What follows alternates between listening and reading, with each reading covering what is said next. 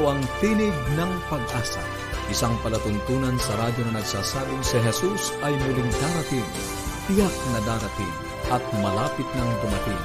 Kaya kaibigan, pumandakan siya sa lubungin.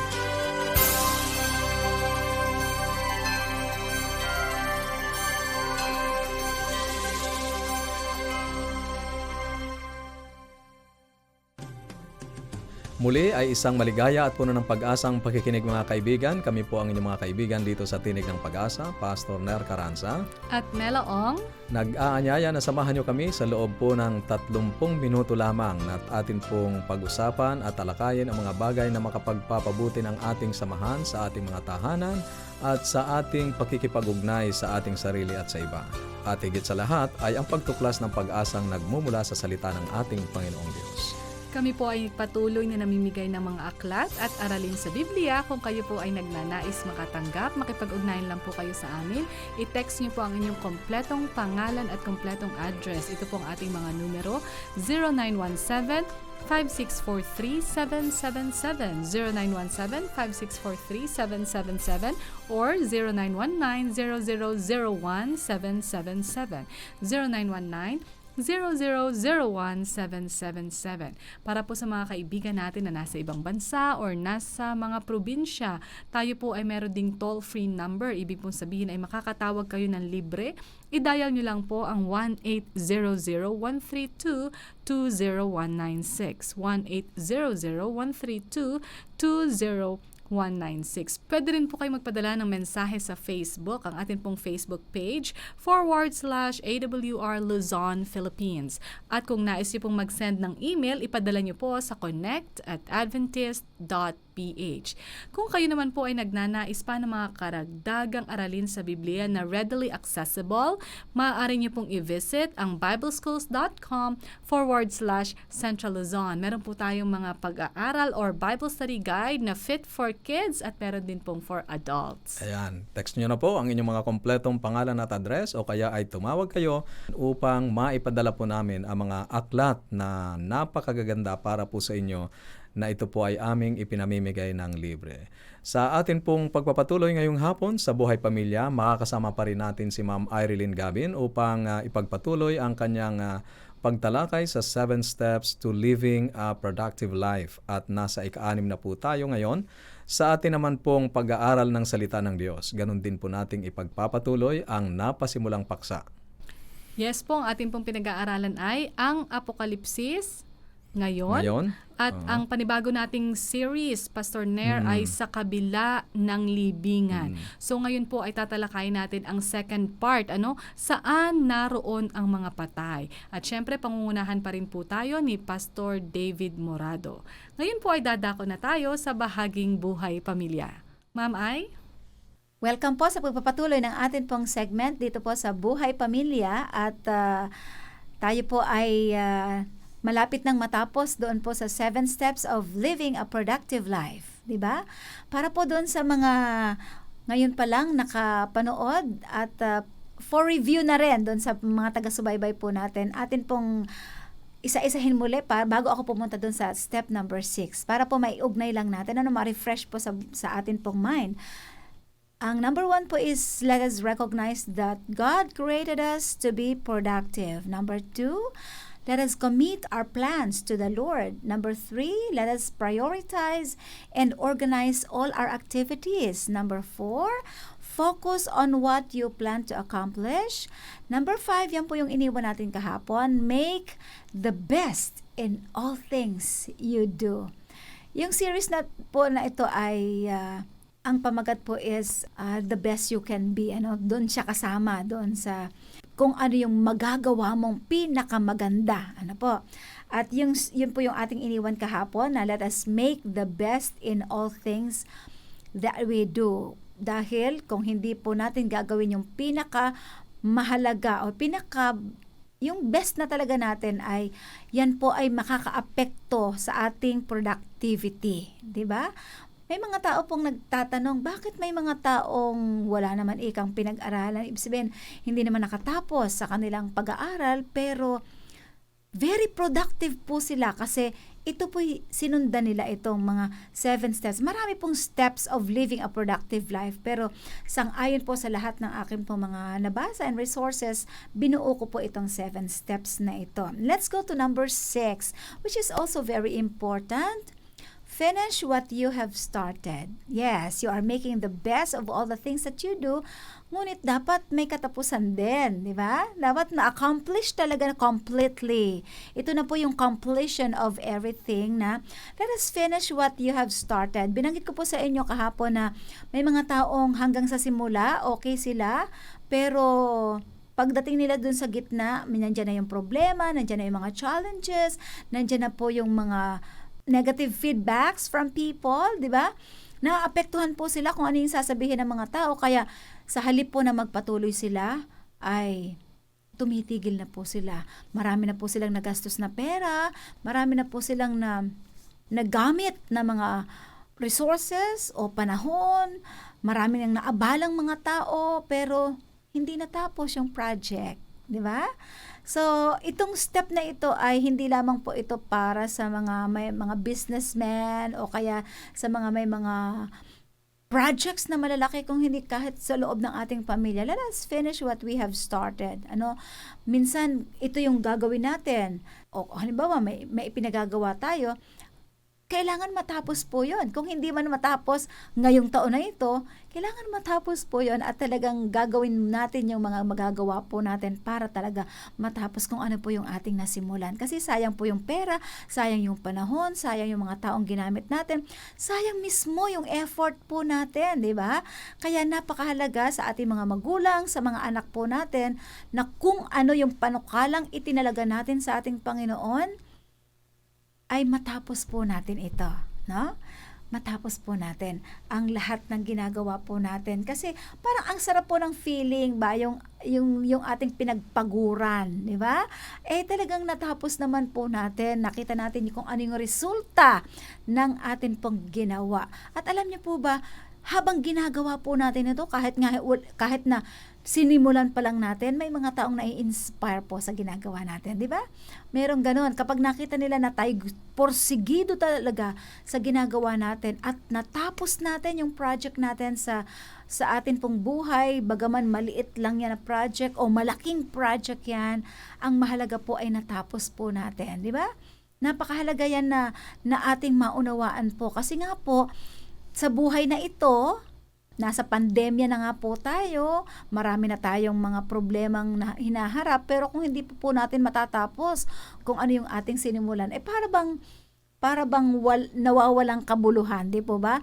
Hindi natin makita yung productivity talaga natin kapag hindi po natin natapos. Ano po? So, ang sabi po sa 2 Corinthians 8:11 ay ganito.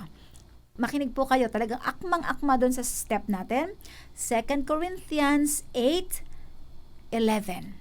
Ang sabi, now finish the work so that your eager willingness to do it may be matched by your completion of it according to your means. Wow! Nawawa na po. Tumpak na tumpak ito doon sa atin sa step number 6, which is finish what you have started. Ipagpapatuloy po natin ang atin pong pag-aaral na ito upang sa ganun matapos din po natin yung 7 steps of living a productive life. Bukas po, nako, abangan po ninyo yan sapagkat bukas yung step number 7, napakaganda po ito na makita natin kasi every step nagbibigay po sa atin ng kahulugan at kabuluhan ng atin pong pamumuhay. Thank you very much po. Maraming salamat, ma'am. Ay, alam niyo po, habang nakikinig kami sa inyo, talagang naalala ko, Pastor Nair, nung ako ay nag-start ng master's program.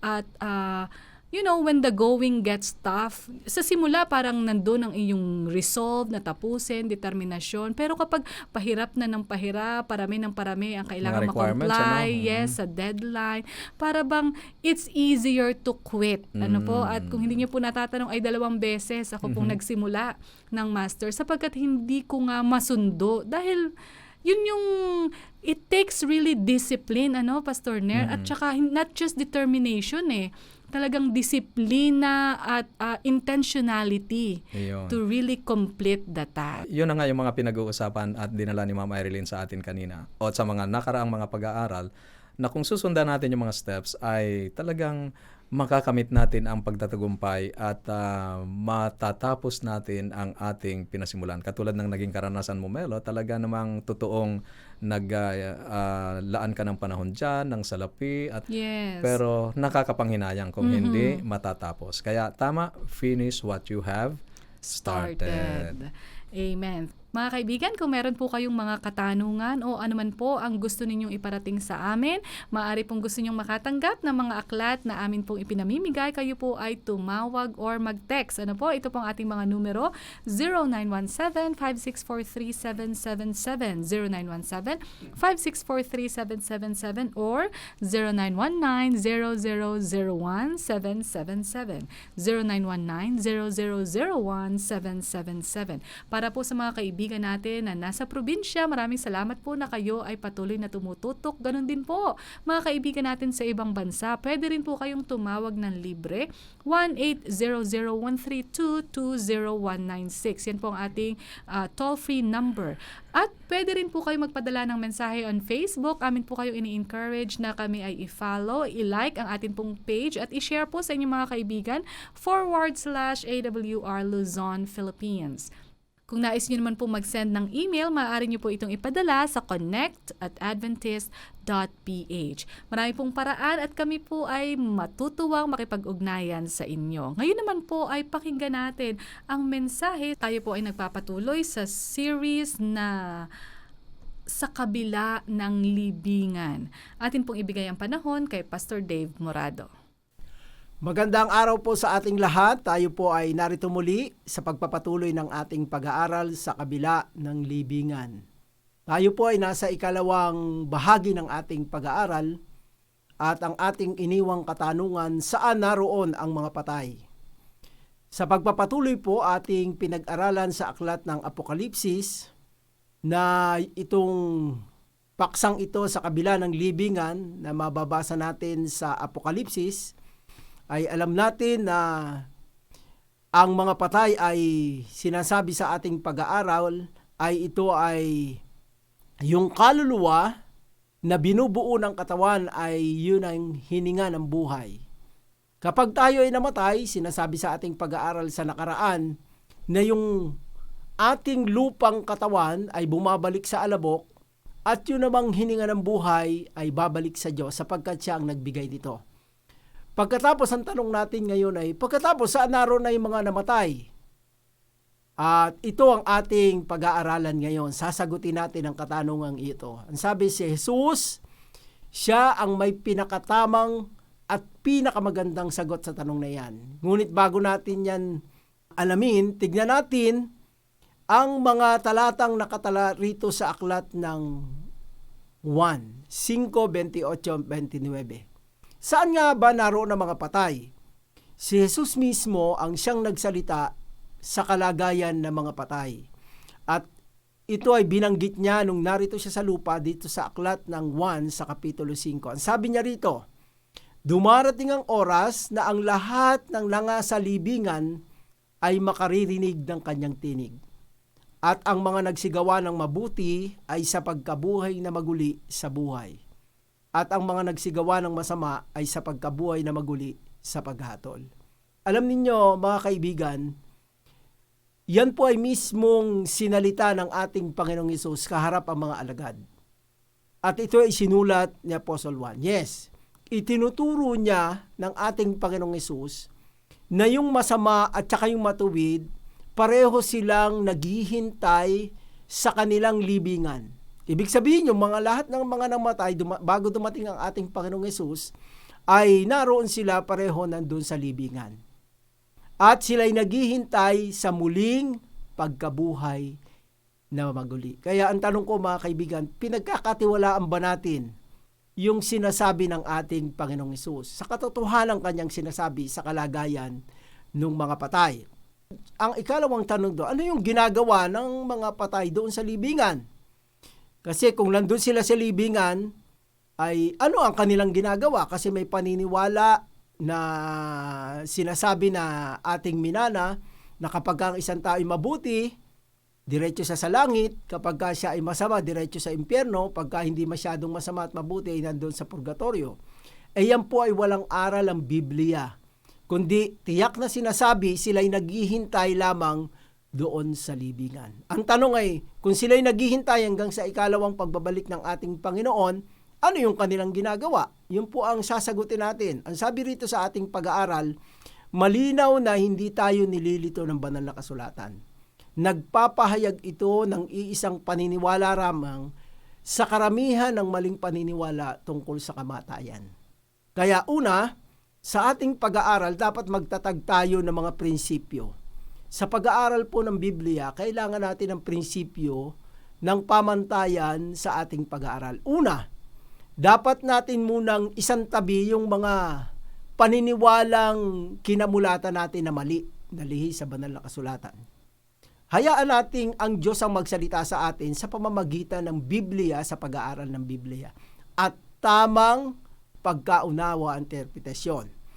Kasi kung meron tayong sariling paniniwala at yung ating paniniwala ikukumpara natin sa sinasabi ng Biblia, medyo tayo ay lilihis doon, mga kaibigan. Kaya mas maganda, isang tabi muna natin yon para bagang tayo magsusulat sa panibagong papel na malinis. O tayo ay magsusulat sa computer. Di ba pag magsusulat tayo ay blanco at walang sinasabi yung bagong page?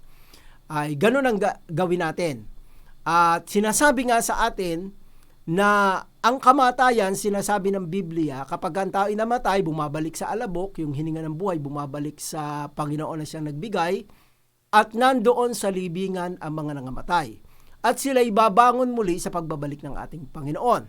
Kaya itong katawan na ito na bumabalik sa alabok, yung hininga ng buhay ay bumabalik naman sa Diyos, at ang mga patay ay nasa kanilang mga libingan. Ang Biblia ay maliwanag na sinasabi yan, na tiyak na sinasabi sa atin. Ang unang prinsipyo ay alisin natin.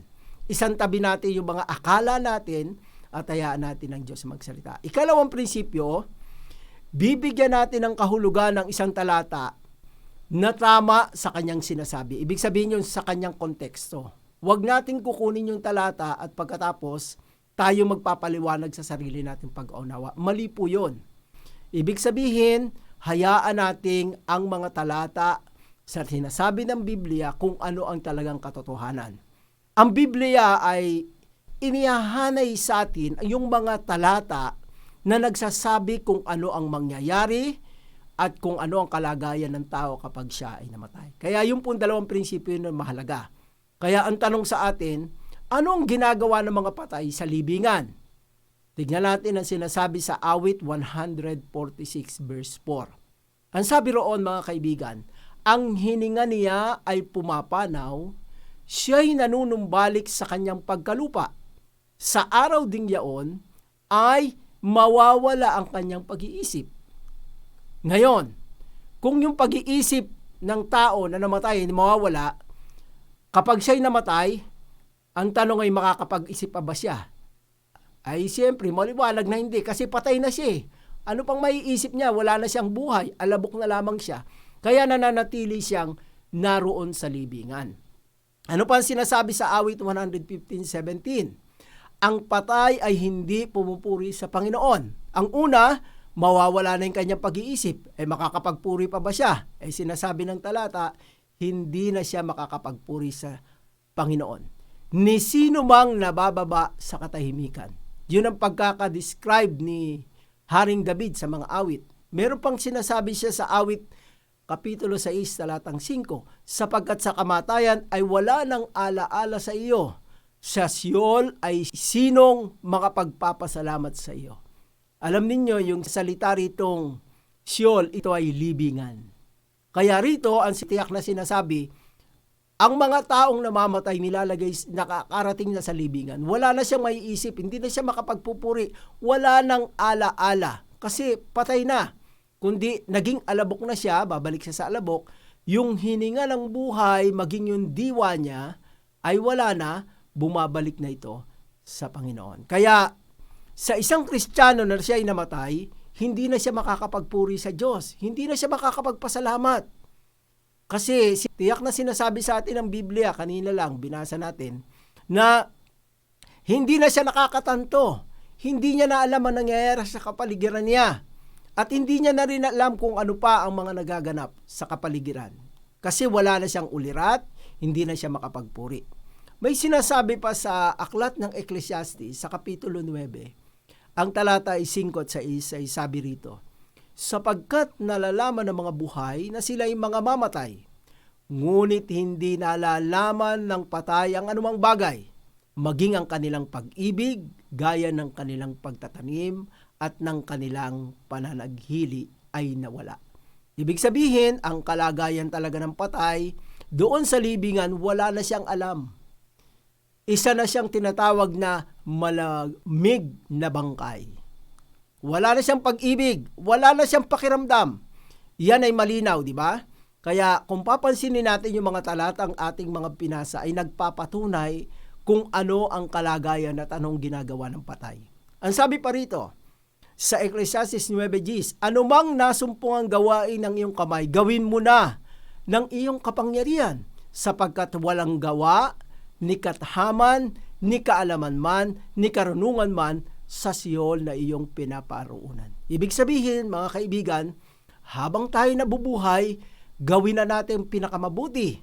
Mag-isip na tayo ng pinakamaganda, yung lahat ng karunungan na pwede nating gawin, sapagkat doon sa libingan na pupuntahan natin pagkatapos nating mamatay, ay wala na. Kaya, maliwanag po ang katotohanan iyan, na kapag ang tao ay namatay, ang katawan ay babalik sa alabok at ang hininga ay pupunta sa Diyos at ang katawan ay nasa libingan. Ganap na walang malayan at anumang nangyayari, ang kanilang pag-iisip ay nawala. Kaya dito binabanggit sa atin, maging ang ating Panginoong Hesus, nung siya nangyari sa kanya, nung narito siya sa lupa, siya mismo ay nakaranas ng kamatayan, subalit siya ay nabuhay pagkatapos ng 3 araw. Pero may tala sa aklat ng John 11, ito yung tagpo ng ating Panginoong Hesus na meron siyang mga kaibigan na magkakapatid, si Lazaro, si Maria at si Marta.